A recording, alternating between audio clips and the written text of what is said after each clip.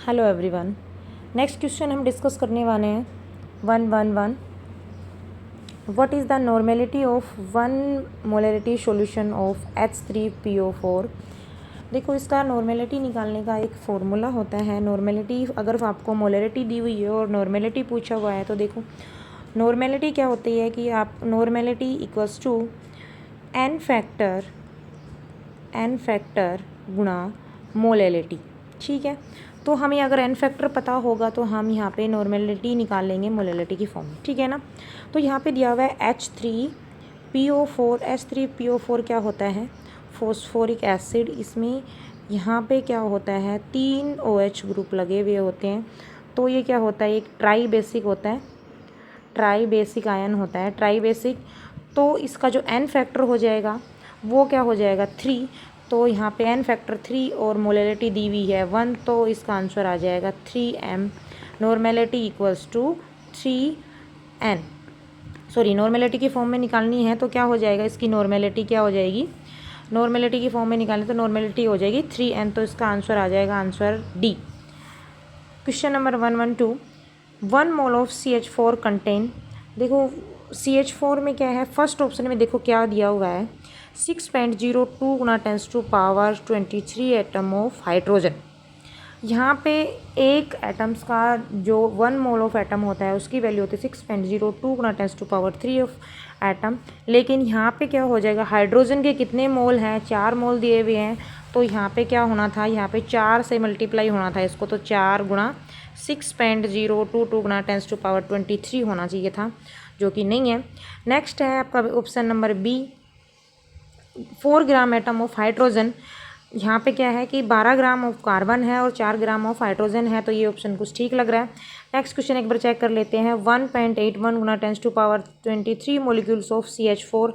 नहीं, यहाँ पे क्या दिया हुआ है कि एक मोलिक्यूल, सॉरी, CH4 में कितने हैं, 6.022 गुना 10⁻³ मोलिक्यूल्स हैं। तो ये वैल्यू है वो तो इससे भी कम है, तो ये भी रॉन्ग है। एंड डी ऑप्शन में 3 gram of carbon, no, 3 gram of carbon नहीं है, 12 ग्राम ऑफ कार्बन है। यहाँ पे 12 ग्राम आएगा, तो ये भी ऑप्शन गलत, ये भी गलत। तो यहाँ पे आंसर आ जाएगा आंसर नंबर बी। ठीक है। 113, 113 नंबर का question. The number of atom is 4.25 gram of ammonia is approximate. इसका ऑप्शन हो जाएगा 4.2 ग्राम ऑफ अमोनिया। सबसे पहले हम इसके मोल निकाल लेंगे। मोल निकालने के बाद हम इसको अवोगाड्रो नंबर और मोल, ये सब इनको क्या कर देंगे, हम मल्टीप्लाई कर देंगे। तो मोल आ जाएंगे इसके 0.25 मोल निकालेंगे, इसके मोल आएंगे 0.25, क्योंकि जो अमोनिया कितना दिया हुआ है, 4.25 ग्राम तो दिया हुआ है, और उसको किससे हम डिवाइड कर देंगे, 4.25 दिया हुआ है उसको हम, इसका कितना हो जाएगा, अमोनिया का जो मास नंबर है वो 17, तो इसका हो जाएगा 0.25 मोल आ जाएंगे। ठीक है ना। यहाँ पे इसके मोल कितने हो जाएंगे, 0.25।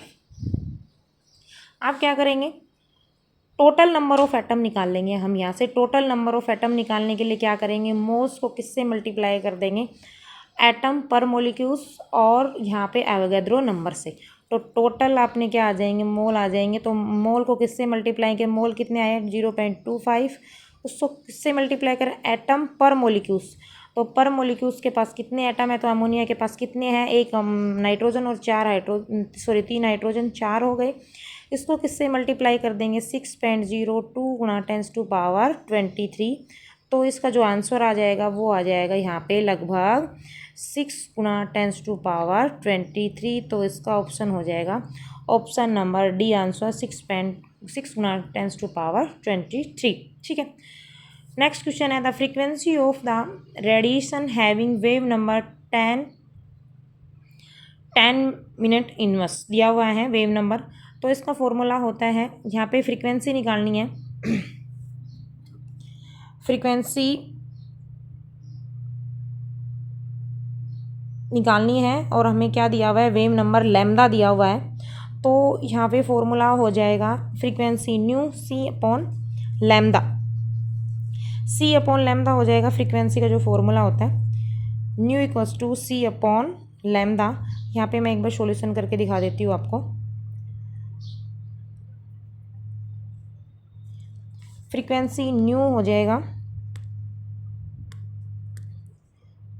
New equals to c upon lambda. तो सी की जो वैल्यू होती है 3 गुना 10⁸ मीटर पर सेकेंड, और यहाँ पे लैम्डा दिया हुआ है 10 मीटर इनवर्स, ठीक है ना। तो इसका जो आंसर हो जाएगा वो हो जाएगा 3 गुना 10⁹ सेकेंड इनवर्स, ठीक है ना। तो ऑप्शन नंबर आंसर आ जाएगा डी। नेक्स्ट क्वेश्चन है, in general second ionisation enthalpy of an atom will be. देखो जो फर्स्ट आयोनाइजेशन एंथैल्पी होती है वो ज़्यादा होती है as comparison to second ionisation enthalpy. तो इसका आंसर आ जाएगा option number A, higher than the first ionisation enthalpy. Thank you.